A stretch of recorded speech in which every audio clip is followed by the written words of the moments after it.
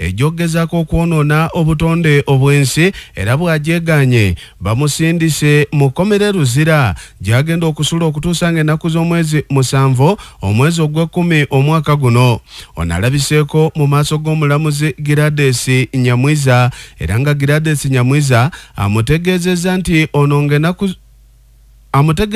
ono ng'akozesa obuyinza bwe mu ngeri enkyamu alina olukusa lwe yawa abantu ne batandika okukozesa obubi olubalama lw'ennyanja Nalubale okukakana nga boonoonya obutonde nga teri amukuba ku mukono ng'akozesa obuyinza mu ngeri emenya amateeka ate nga talina layisensi okuva mu kitongole ki National Environment Authority NEMA era nga ennaku z'omwezi 7 omwezi ogw'Ekkumi lwasuubirwa okuddamu okulabika mu maaso g'omulamuzi ayongera okubitebya. Amawulire amasunsulera amasengejje agawana n'ag'ebweru rediyo eriemu yokka Nabbasa twamba.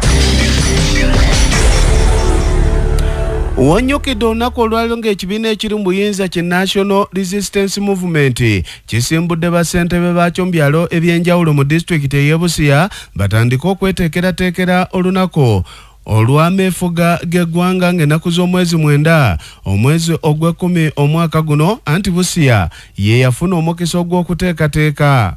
Kakati no bassentebe okuva ku byalo eby'enjawulo mu Samya Bugwe Central bano olunaku olwali babasimbudde batandika okunga bannaabwe ng'ennaku z'omwezi 9 omwezi ogw'Ekkumi omwaka guno bakuŋŋaanire ku ssomero erya Busiko Primary Teachers College mu Busia okubikujjuko bino mu bungi. Nekesa Babura Owundo ono yakwata ensawo mu kibiina kya NRM mu ggwanga abadde ayogerezeganyaamuuko n'abamu ku bakulembeze ab'ekibiina kya NRM abakuŋŋaanidde ku Golden Gardens mu Masafu Town Council abasabye okweteekerateekera olunaku luno era balujjumbire mu bungi.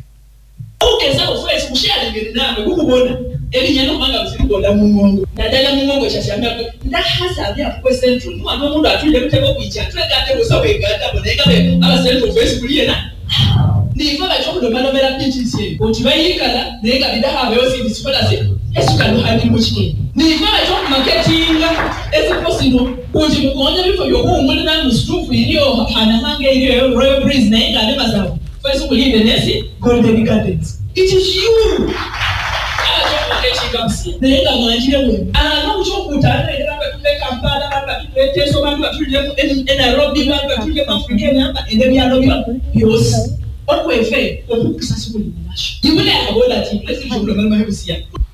Kakati ye RDC w'e Busia ye Namugogwe Agira asobodde okunokolayo ebimu ku ebyo bikoleddwa gavumenti ya NRM mu Busia ng'enguudo ennungi akatale nga n'abantu abasinga obungi ku bannabusia baganyuddwa mu nkola za gavumenti nga Parish Development Model emyoga n'ebintu ebirala nga bw'annyonnyodde.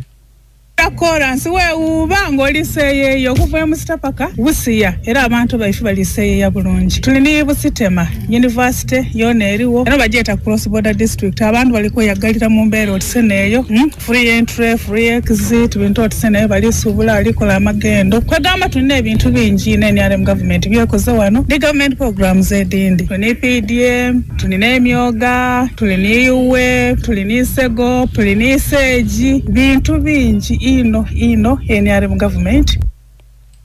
Mu ngeri yemu Wilberforce Lwagula ono ye ssentebe wa NRM wa disitulikiti ey'e Busia ono annyonnyodde agambye nti bingi ebirabwako weewaawo nti eriyo ebikyabasoomooza ennyo mu kitundu kyabwe era anokoddeyo ebimu ku ebyo owaffe Nayigaga Nasim ng'amuwuta amaloboozi. Enguudo zengera okubeera ennungi malwaliro amadagala abantu bakaaba gabadde tegamala bulungi amasomero abaana bakyali wansi w'emiti mu areas endala amalwaliro ago gogeddeko ddagala ntonotono n'abasawo nabo batonotono recruitment ya staff ne mu masomero siiringi y'abasomesa ebiki byonna byonna ebyo byetaagisa okuba nti byongeramu abaana baffe basooke basome bulungi n'abantu babajanjibwe bulungi n'ebintu ebirala ng'ebyo. Amawulire amasunsulera amasengejje agawana n'ag'ebweru rediyo eriemu yokka Nabbasa twamba.